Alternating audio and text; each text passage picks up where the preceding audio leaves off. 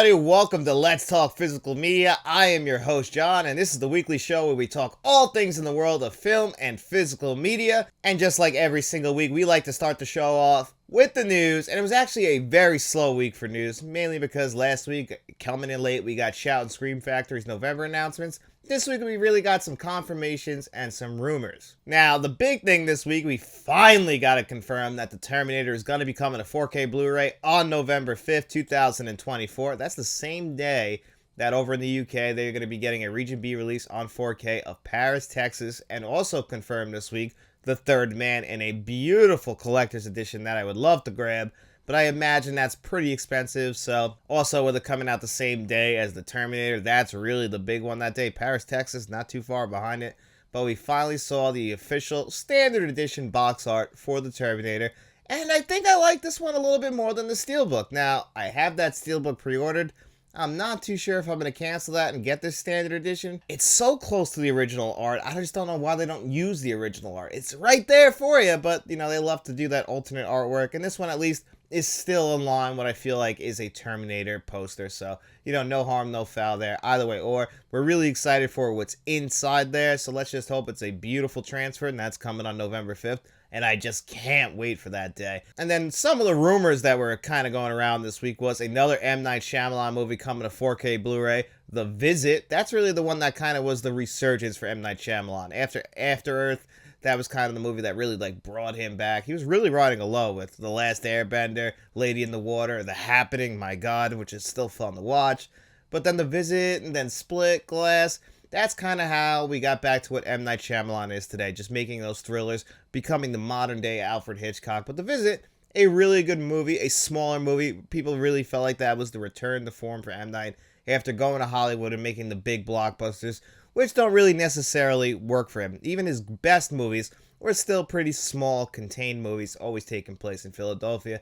And I really enjoyed Trap that came out earlier this year. So let's hope that's true, because we're going to have The Sixth Sense, Signs, Trap, and maybe The Visit on 4K Blu-ray. There was also the rumors of The Village coming to 4K Blu-ray. So I don't know if M. Night's a big physical media fan, but we are getting spoiled with some M. Night Shyamalan physical media, and I couldn't be happier. Then another rumor that was kind of going around this week is that the 2006 William Friedkin film Bug, that stars Ashley Judd and Michael Shannon, is going to be coming to 4K Blu-ray. Now, that's one of William Friedkin's most underrated films, along with Cruising and Sorcerer. I actually watched Bug right after William Friedkin passed away. I was kind of going through all of his filmography after he passed away. You know, you kind of get that itch, you know, watch The French Connection again. Sorcerers are just incredibly underrated. I hope that gets a 4K Blu-ray release, because the third act of that just looks absolutely beautiful. Now, Bug, it's a very contained movie. It takes place for the most part inside of one hotel room. You know, and things get really crazy. It's really a movie about drug addiction.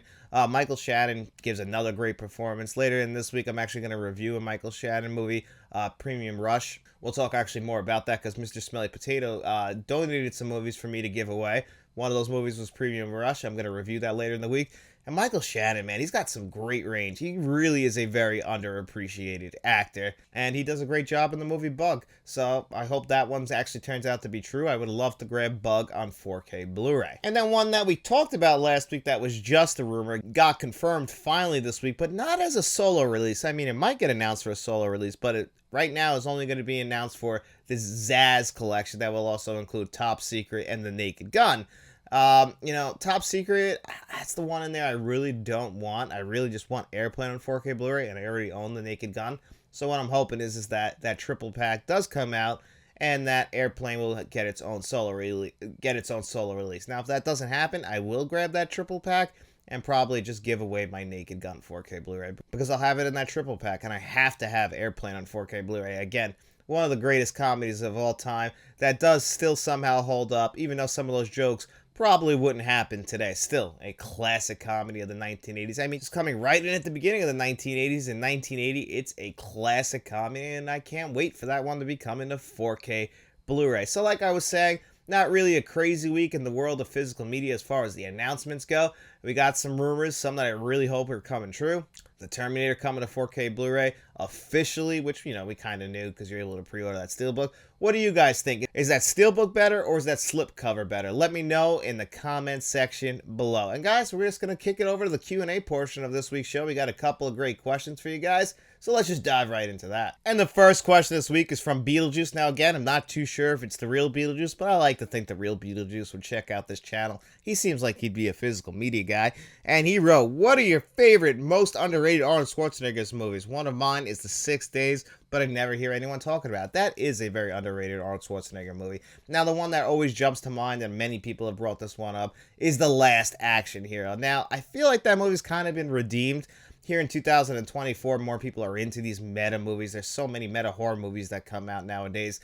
And even some meta action movies like The Fall Guy and stuff like that. But still, movies like this were so ahead of their time in the early 1990s. The audience weren't prepared for this. They weren't prepared for a smart Arnold Schwarzenegger movie. They were too used to cheesy Arnold Schwarzenegger. They weren't prepared for one that's going to really make them think. But here, many years later, people love this movie, and rightfully so. Now, the movie I think that's the most underrated from Arnold Schwarzenegger's career is actually The Running Man. This is one that I have talked about here on the channel many times. It's way ahead of its time. It feels like The Hunger Games wrapped up in a cheesy 1980s action movie starring Arnold Schwarzenegger, where he's even going to say, "I'll be back," banging out one-liners, some crazy kills in this movie, but it's really just a lot of fun, and it also has one of the most underrated physical media releases with the 4K Blu-ray that came out years ago that actually did one thing that I was hoping we were going to get more of, where they put a slipcover over a steelbook, and the colors on just that slipcover and steelbook just pop. The red, yellow, and blue, and the 4K Blu-ray itself looks gorgeous. So it's a great underrated 4K Blu-ray as well as an underrated film. Now, another one that it might be underrated for a certain group of people, but if you grew up in the 1990s and probably 1980s, there's one Christmas movie around that stars Arnold Schwarzenegger that has to be watched every single season, and that is Jingle All the Way. And it's not just for Arnold. Sinbad is hysterical in that movie too, and it also has Jake Lloyd before the Phantom Menace, so before people really, try to go out of their way to ruin his life, they liked him in this movie. Big Show pops up in here as well, Jim Belushi. I get it. I get why people wouldn't like it and trash it. I get why the critics would trash it, but it was one that was in the Christmas rotation I had to watch every single year. I doubt I'll ever get a 4K Blu-ray release, but, fingers crossed on that, because it's one that I do watch every single year, because it's one of those movies. I love Arnold. It does feel like the 1990s, especially the Christmas season with the Christmas parade and the Turbo Man doll. Tickle Me Elmo was a huge deal. I think the very same year that Jingle All the Way came out, so this is how people were back in the day. Nowadays, it's a little bit different. It's probably a lot safer with Black Friday, but back in the day, man, people were going crazy. If you go back to the 80s with the Cabbage Patch Kids, so the movie was very topical. But again, I understand why people would hate it, but I think it's a very underrated Arnold movie. That was a great question, Beetlejuice. I really appreciate it, buddy. Next one's from Dark Room Reviews, and he wrote, what's your least favorite horror film around the Halloween season? So, unfortunately through the Halloween season, there are a lot of bad sequels to some classic horror movies or just franchises that have some bad films in it. The Halloween franchise is just a series of ups and downs. For every single Halloween or Halloween 3, you're going to have Halloween Resurrection, which I know people like, or Halloween Ends, which again, I know people like. But still, they will never match the classics of the series. Same thing with A Nightmare on Elm Street. I think A Nightmare on Elm Street is a classic. A Nightmare on Elm Street 3, Dream Warriors, doesn't hit what number 1 does. 2 is one that I try over and over and over again, but for some reason, I just can never get into it. 4 has a great scene. 5's, it's so ridiculous that it's good, and Freddy's Dead, I have a soft spot for it, so, those kinds of movies, but one that I just absolutely hate that people are going to be always watching around this time of the year is Seed of Chucky, which is crazy because it's actually the follow-up to the best Child's Play movie, even though it's not a Child's Play movie, Bride of Chucky, but Seed of Chucky, we're bringing back Brad Dourif and Jennifer Tilly, and they have a son now, Glenn or Glenda, which is, of course, playing into the Plan 9 from Outer Space stuff, and Ed Wood, he made a movie called Glenn or Glenda, so it makes a lot of sense. Nice little funny joke there. Smartest thing about the entire film, because the rest of that movie is god-awful, unwatchable. I hate that movie. Jokes that have aged horribly 1 year after the movie came out. it's just a very, very frustratingly bad movie. And I love the franchise up to that point.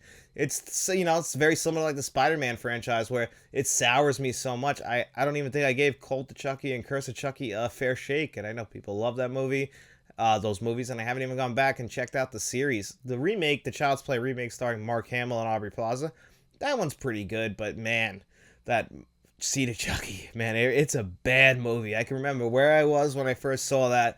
It's not a good memory, guys. Not a good memory. So that's a great question, Dark Room Reviews. And the next one's from Mr. Smelly Potato, and he said, what's a state you've never been to that you'd like to visit? So I've pretty much gone to every state down the East Coast of the United States. So if you guys aren't in the United States and you're watching this in other countries like the UK, we got 50 states here, Alaska, Hawaii. They're not really connected to the continental United States. And I live on the East Coast on Long Island and New York. So, everything from Maine to Florida. I've been to most of those states. I've actually never been to Massachusetts. I think I've driven through it. And then, kind of some stuff in the middle. I actually lived in Vegas at one point, visited it many times. And the thing is, I have technically been to California, but I've never actually visited California as an adult. And I really haven't gotten to appreciate that. And as a film fan, that's the holy grail. I want to go to Hollywood.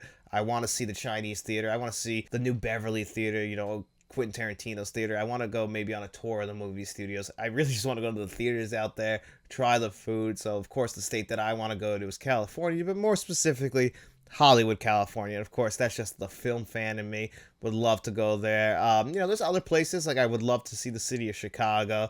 I'm also a really big sports fan, so I would love to go to Wrigley Field one day. And it's the same thing with Boston. I would love to see Fenway Park, these classic stadiums. That's why they don't really change them, because they are classic sports stadiums. I mean, I feel like Major League Baseball, that's one thing compared to football stadiums. The architecture of a great baseball stadium, it's something you want to see, and that moss at Wrigley Field, that's just something on the bucket list. You want to see that at least once before you die. And, maybe one day I'll get to do that. But California, Hollywood, that's where I definitely want to go. California. Beautiful. So that was a great question, Mr. Smelly Potato. Thank you so much, buddy. And this is a Kevin Kruger question. This one's actually pretty fun and very outside of the box. How would you rank the Tom Cruise 4Ks in your collection?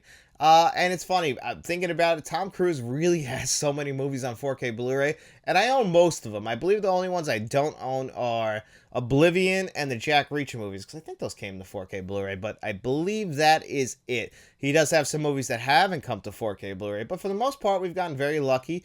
I would still really like Cocktail on 4K Blu-ray, and Minority Report. I would have to say, those are the big ones, the real big blank spots in Tom Cruise's filmography that haven't come to 4K Blu-ray.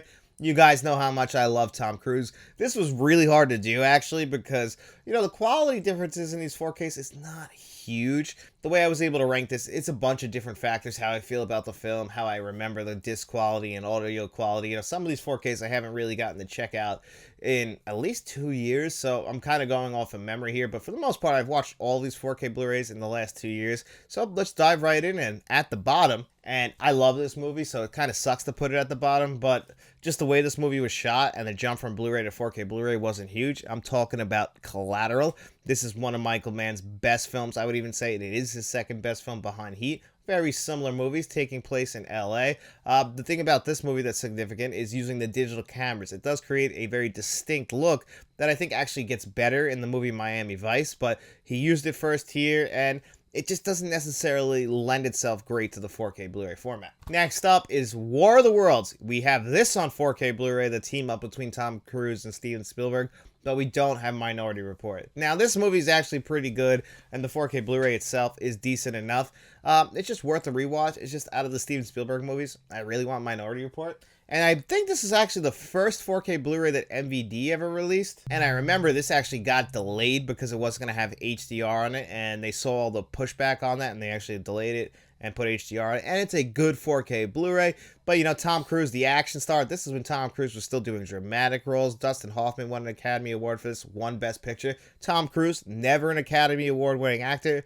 It's really unfortunate. I think he's a phenomenal actor, and what he does with the action movies now has always been great, but he probably feels like he got shafted by the Academy. Now, here's one that never got a solo 4K Blu-ray release, but you can find it in the Columbia Classics Volume 1, and that is Jerry Maguire. Now, I believe it's a 2K intermediate, so it's not a native 4K Blu-ray, and you can kind of tell it's not the greatest 4K Blu-ray transfer. Show me the money! And next up is actually my second favorite Mission Impossible film, but I remember this 4K Blu-ray, despite having the IMAX enhanced scenes, it was a pretty dark looking 4K Blu-ray, and I remember it actually looking better in the theater than it did at home, so that's why it's this low. Another one that's kind of a mixed bag on the 4K. I personally really like it, but it's not the best 4K Blu-ray, and it's a great film, by the way, from the early 1990s. The Firm, check this one out. And another Paramount 4K Blu-ray that came out last year, the same as The Firm that came out on 4K Blu-ray, is Vanilla Sky, a very underrated movie, again teaming up with Cameron Crowe. This is actually a remake of, I'm not too sure of what country the original one was from, but this remake was made in the United States.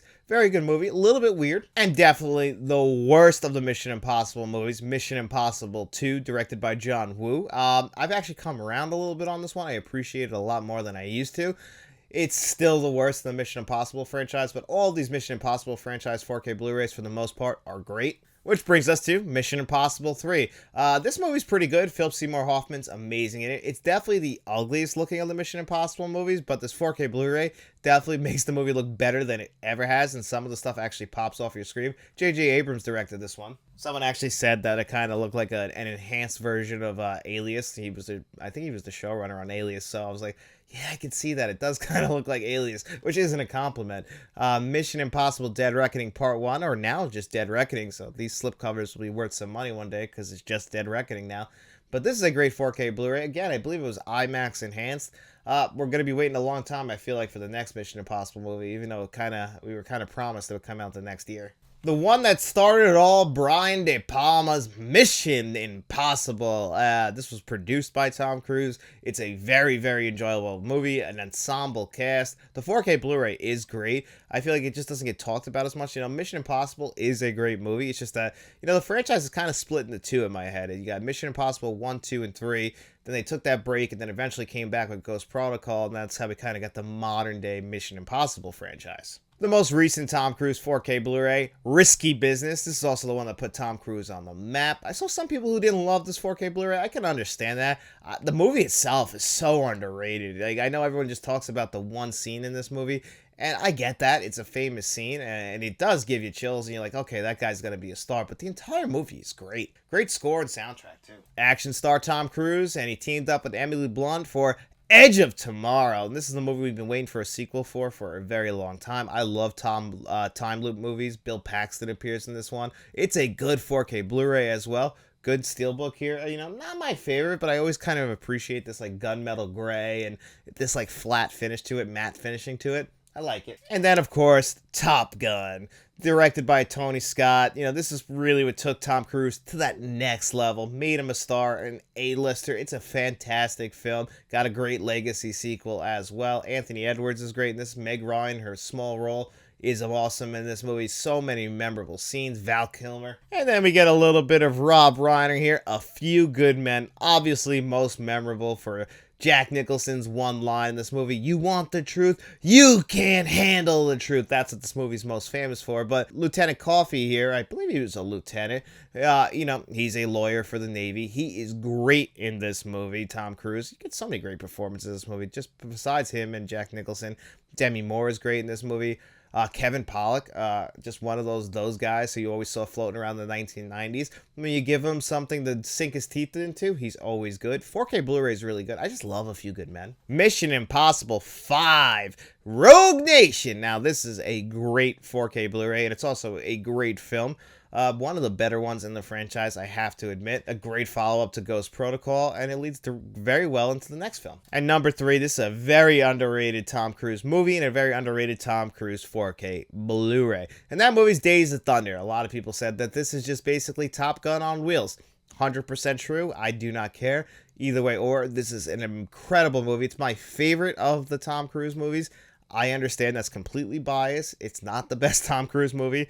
But This is a movie I'm going to watch like 2 or 3 times a year with a shit-eating grin on my face, and thank God this 4K Blu-ray is just as good as that. And it doesn't even have a Dolby Atmos track, but the DTS HD Master Audio 5.1, I would take the Pepsi Challenge against any other DTS HD Master Audio 5.1. It's damn good. Then at number 2, we get Mission Impossible Ghost Protocol, my favorite of the Mission Impossible franchise, but it's also got a great 4K Blu-ray here. This is the one that's directed by Brad Bird, most famous for directing animated films, including the first 2 Incredibles movies and Ratatouille. I think he also did Tomorrowland, which is not great. That's not a animated film, but this film, I love this movie, and it's got the perfect blend of action and comedy that the series really never returned to. And I think you guys all knew when we started this list that Top Gun Maverick would be number 1, probably the greatest legacy sequel of all time, a movie that had no business being this good, but it really is that good. And this 4K Blu-ray, along with its audio track, is reference quality, one of the rare ones I had to have the steelbook for. Can watch it every single year along with the original Top Gun. Somehow still holds up so well, the original, and then to have a legacy sequel like that many years later, it's just unimaginable. But that's the power of Tom Cruise. That was a great question, Kevin. Thank you so much, buddy. I really do appreciate it. And our next question is from Simon G. He wrote, in your opinion, which movies have the best practical effects, and how can they be appreciated by a teenager who's used to CGI? My 13-year-old son prefers the Thing prequel over the original. Wow. That's something you definitely have to sit down and talk to him about. Now, the Thing prequel, it's not that bad, but that's definitely where you'll notice the differences between the original Thing and the Thing prequel is the prequel decides to go the full CGI route, whereas the original Thing has some of the greatest practical effects in film history. Now, I am one of those people who will always prefer practical effects, give the actors something to work with, real sets. I really will always notice CGI. No matter how good it is, I can always tell that it's fake.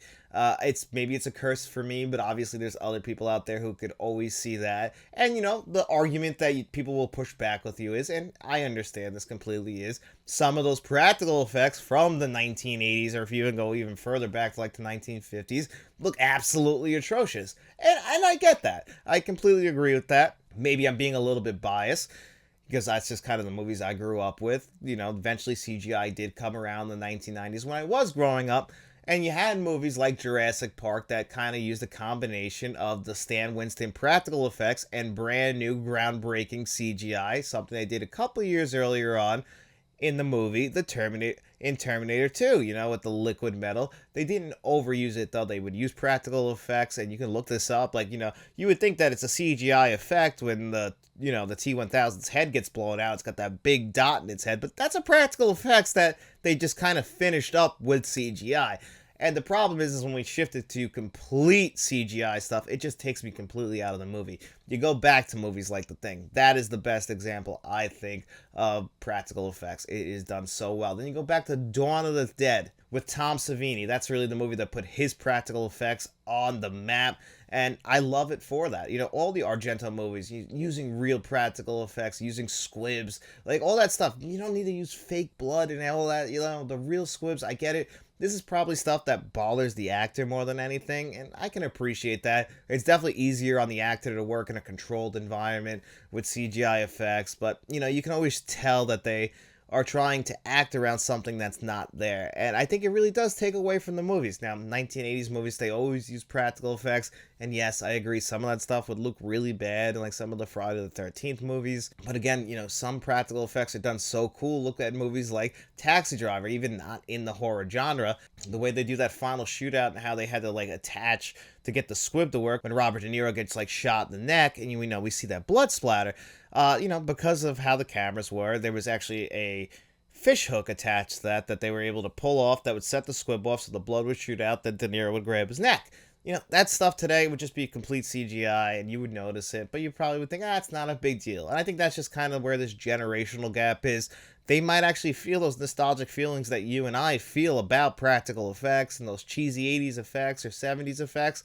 I can understand that. Maybe they have that kind of nostalgic connection to like those bad 2000s movies with the bad CGI, like The Core. I'm not entirely sure. I mean, that's kind of what happens. Some people just, as we get older, I don't want to be that old man like back in my day, Rick Baker would come on out and he would set everything up and it would explode and then we'd go back and do it again. No, it's just not like that. I don't want to sound like that. Sometimes the CGI is getting good enough that it doesn't take you out of the movie, but I mean, that's just kind of how my eye gets drawn. It gets drawn right to the CGI, and then my mind starts thinking about the CGI, and then I get taken out of the movie for a minute. Again, I don't know if your minds work like that or how mine works. Am I crazy for thinking that? I'm not entirely sure, but that's just generally how I feel when I'm watching these movies. I start thinking about the bad effects. Like when I was watching the most recent Ant-Man movie in Quantumania, I mean, I was like getting sick. I'm like, this movie, it looks horrible. Are we watching the same movie here? But then somebody will push back on me and say like, well, Killer Clowns from Outer Space looks stupid. And I'll be like, I get it, but right? So it's just something that I feel like the practical effects, it's just more realistic in my opinion. Again, it's just my opinion. I know people agree with my opinion and people disagree. Completely respect that. But in my opinion, you go back to movies like The Thing. That's the perfect example of practical effects assisting a movie. And John Carpenter's The Thing, in my opinion. John Carpenter's best movie. Movie's a masterpiece. 5 stars, 10 out of 10. And the practical effects are just completely added to it. So that's a great question, Simon. Thank you so much, buddy. And the next Kevin Kruger question is, what is your memory when you first heard about 9/11? So here in the United States, September 11th just passed 23. It's been 23 years now since that happened. Now, for everyone who lives worldwide, you might not be aware of that. Maybe you're too young for it too. On September 11th, 2001, there was a terrorist attack here in the United States. A bunch of terrorists hijacked a bunch of planes, crashed it into the Pentagon, 2 into the World Trade Centers, and 1 crashed in Pennsylvania. Over 3,000 people died that day. It's the biggest terrorist attack in American history. And for a lot of people here in the United States, that's when this country really changed. There's before 9/11, there's after 9/11. If you were alive at that time, you remember where you were that day. Now, for me, I was in 4th grade, and it's actually the last time that I had poison ivy. That's one thing that sticks out for me that day. 4th grade had just started, so September 11th, first week of school. My teacher didn't want me in class with poison ivy, so she sent me to the nurse's office, and I was waiting to get picked up, and the nurses were all crying, and I didn't understand what the hell was going on. I was 9 or 10 years old at the time. I was going to go home anyway, but my mom also came down to the school and picked up not just me, but my brother and my step siblings at the time, who are now my ex-step siblings, but we all went back home. And then when we got home, my mom told us what had happened, and we just watched the news all day and couldn't believe what we were seeing. It was absolutely stunning. But yeah, it's just one of those things you'll never forget that day for the rest of your life. Like I can remember that day going to school all the way to the end of the day, going to sleep. It's one of those days in American history that will forever stand out as not only being incredibly sad. I'm also a New Yorker, so it was one of those things where you could literally go outside and you could see the smoke in the air from the World Trade Centers. It's just one of those things, and images that'll stick with you for the rest of your life. Like, there's always those places that people talk about in the world of history. I'm assuming from wherever you are, you have those moments, those watershed moments. And for us, that was September 11th. And yeah, I can remember that whole day. It's crazy. Not to go too dark on that, but that was a question, and I thought it was a respectful answer, and it's the right time of the year for it. So that was a good question. Thank you so much, Kevin. And then this one's from Mr. Smelly Potato, and he asks, what's your favorite movie from these categories? Zombie movie. My favorite zombie movie is Return of the Living Dead. I just love a good horror comedy, and this is one of the best of them. And I'm not the biggest zombie fan. There's probably a handful of zombie films that I absolutely love. This and Dawn of the Dead. Dawn of the Dead, the original one, was my favorite zombie movie of all time. But when the 4K Blu-ray for Return of the Living Dead came out and I watched it again, I'm like, this movie is just so fun. It has to be my favorite zombie film, and it really is. I just rewatched it, over 4th of July weekend because the movie takes place, I believe, on July 3rd. It's so entertaining. Brains, send more cops. Oh my god, it's so great. And again, practical effects. Can't go wrong with Return of the Living Dead practical effects. Next one, buddy comedy. Lethal Weapon's not really a comedy, so I will go with Beverly Hills Cop. Directed by Barton Brest, my favorite Eddie Murphy movie. But he's teaming up with a couple other cops. Me and David, aka Shamrock Balls, actually talked about this movie in detail here on the channel if you want to dive into that. It's just my favorite Eddie Murphy movie, but it's also just one of those movies of the 1980s that stands out, and it's just absolutely hysterical. It's got one of the best movie soundtracks of all time, or at least one of the greatest movie theme songs of all time. Eddie Murphy's just kicking ass in it, with a strong female lead. Well, this is pretty obvious, and it's Terminator 2, Sarah Connor, and she is not the same Sarah Connor that we saw in the original Terminator. No. Now she's jacked up. She's ready to go. She's been preparing herself. She's prepared her son for the future war that is coming. And she stands on her own. In the first movie, she's kind of a damsel in distress until the very end of the movie. We know she's going to be this kick-ass woman. But when you see it on screen and you see those arms, you're like, holy shit, that woman can beat the shit out of you. Now, you can argue it's not just her movie, so if you want to go with somebody who's like in the lead the entire film, because even the original Alien, we don't find out that Ripley is going to be our lead until about halfway through the movie. So you could say Aliens. That's definitely one where Ripley is in charge. That is the leader, and she kicks ass throughout the entire movie. Or you can even go like La Femme Nikita. I love that movie, and again, female lead, a strong female lead in that one for sure. Revenge movie. Right off the top of my head, I was going to say Kill Bill Volume 1 and 2 because, yeah, the Revenge of the Bride, well deserved for what the hell they did to her. And Django's kind of Django Unchained. That is a revenge movie as well. And then, one that's very similar, and I think this is probably the winner now. I don't know if it passes by Kill Bill, but John Wick. You should not have killed that man's dog because he went on a revenge tale. Baba Yaga, one for the ages. Nobody was going to take this guy down, and they tried. Believe me, they tried. But you set this man out for revenge, and he was not going to fail. And it started off one of the greatest franchises. A Race Against the Clock movie. So the first one that popped in my mind was actually Run Lola Run, but that's not my favorite of them. I'd have to say my favorite, Racing Against the Clock movie is Inception. We have to get this done in a certain amount of time, and before everyone dies too in the dream, because of the amount of drugs that they're all on. We have to get it done, and then we have to set the kickoff that will send everybody back to the plane. So there's a lot of different scenarios where people could end up dying or getting stuck in limbo, and it's a very interesting movie. It's a very well shot movie. It's one of my favorite Christopher Nolan movies of all time. Some of his other movies have passed it now, like Oppenheimer and Interstellar. But, I mean, my God, he made a smart summer blockbuster back in 2010. This was the follow-up to The Dark Knight.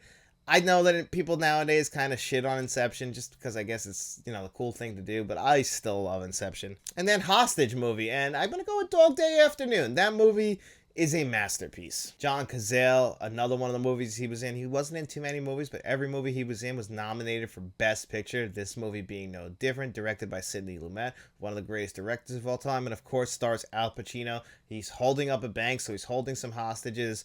But why is he doing it? That's what this movie's all about. And then for a very surprising reason, actually. But what I like about this movie is just how realistic it feels. How realistic 1970s New York feels. Going outside of the bank, and Al Pacino giving another one of his just great performances that didn't win him an Academy Award. So I have to go with this one. My other choice would probably be Collateral. I really do love Tom Cruise and Jamie Foxx's chemistry in that movie. Jamie Foxx is just along for the ride. At first, he doesn't even know he's a hostage, but when things get out of hand, Vincent lays it out for him that you're going to do whatever the fuck I want or you're going to die. That's just a great movie. And that's a great question, buddy. Thank you so much, Mr. Smelly Potato, our channel director. And then our last question for this week is from our buddy Sprazy110. He wrote, how likely are you to keep a movie you blind bought but ended up not liking? So for me, if I blind buy a movie, which doesn't really happen that often, if I don't like it, usually what I do is I'll give it away. That's usually how it goes for me. I'm not somebody who actually sells their movies. I usually always do give them away. And actually, we're going to be talking a little bit more about some physical media giveaways this upcoming week. It's just kind of what I prefer to do. It's a lot easier, and I feel like it's also helping other collectors out there. If I just, hey, you know what? If I'm not gonna hold on to this movie, it's just simpler for me to just to mail it out, help out other collectors, maybe even start some people's movie collections. I feel like it's a nice thing to do. So that's usually what I do. If I blind buy a movie and I don't like it, I'll usually just give it away. Or if I have doubles of a movie, same thing, I'll give it away. Like when I had that Kino Lorber 4K Blu-ray of The Silence of the Lambs, and I wasn't going to keep it, I gave it to my cousin Matt. Now, he has returned that favor many times as well, where he'll ask me before he goes and tries, because he will sell stuff. He'll ask me if I want it first, because I've given him a lot of movies. Just kind of how our relationship is.